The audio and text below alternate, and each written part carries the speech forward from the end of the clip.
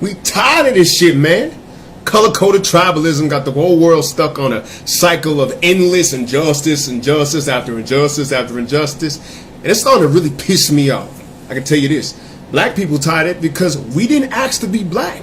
We were a bunch of Yoruba, Igbo, Hausa, Mende, Wolof, Akan peoples who was taken and thrown into a context of black. And we was like, well, I guess we black compared to y'all. But that context meant that we would be denied resources and the ability to survive. So we fight out of it, then get called reverse racist because we want out of that system, right?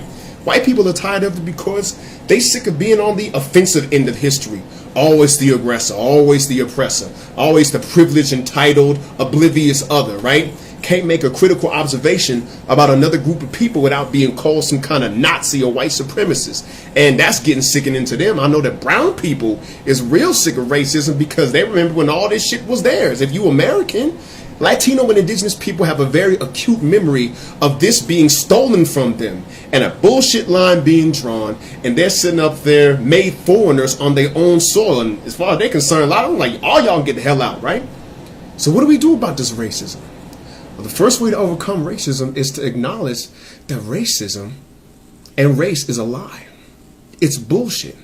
It's a fabrication. It is literally a group superstition. But like any group superstition, if a group of people have one superstition, that group of people can be incredibly dangerous, i.e. the Salem witch trials, right? Now, just because it's an illusion doesn't mean it doesn't have a physical reality. There is a physical reality to race. And that reality can be like more than skin deep sometimes. Like it can be like musculoskeletal. It can have something to do with genetically inherited memories. But neurologically, and therefore spiritually, human beings are too close to one another to have one group be inherently the master and another group be inherently inferior, period. There are great people in every race. There are shitty people in every single race. It's just how it is, okay? But it feels real because of long periods of conditioning that we as a humanity have undergone, all right? And I think that one of the reasons why we can't slough it off is because we never fully, truthfully define what racism is. Me personally, I like Dr. Claude A. Anderson's definition of racism, and that is group competition for resources. Group competition for resources, meaning if one group has the ability to deny another group resources that they need to survive, they're going to do it if they have any kind of military advantage. And that's what's been going on all across time, all across history. It's just that recently, this competition for resources has had a color code to it, and that's what racism is right now, okay? Meaning, if we're not careful, we're going to run out. And that's the problem with this group competition for resources, that we're reaching the planetary end of what we can sustain.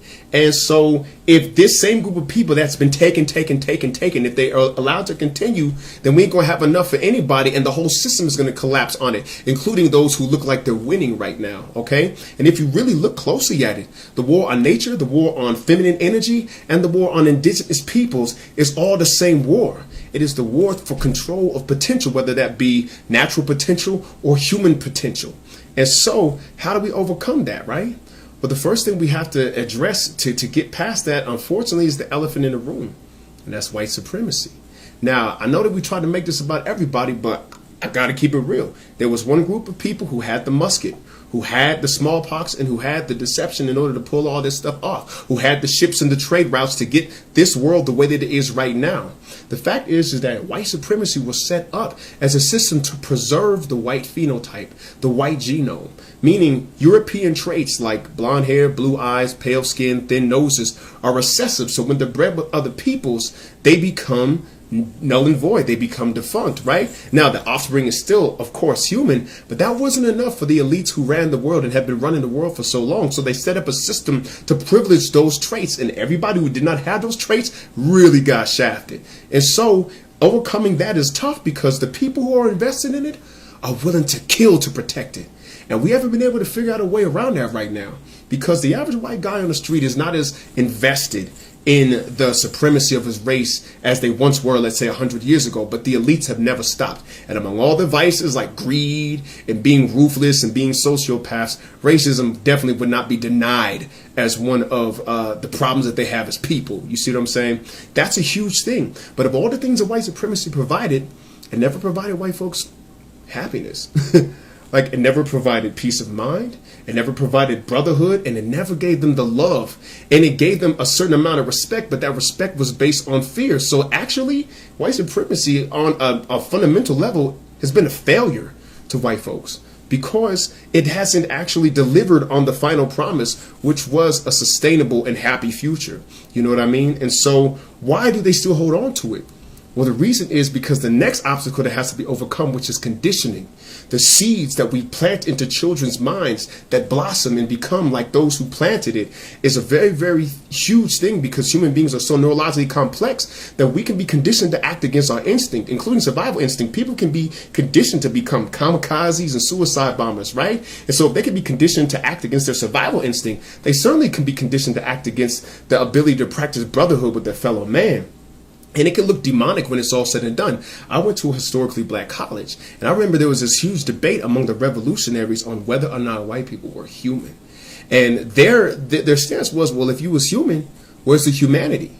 Where was the stop button that said enough dead Indians, enough enslaved Africans, enough slaughtered Polynesians, enough butchered Polynesians, Tasmanians? Like, how come you didn't have a bottom to the depravity, right? And their conclusion was that they may not actually be the devil in fact, but they're the devil functionally to us, and we must resist them as if they were.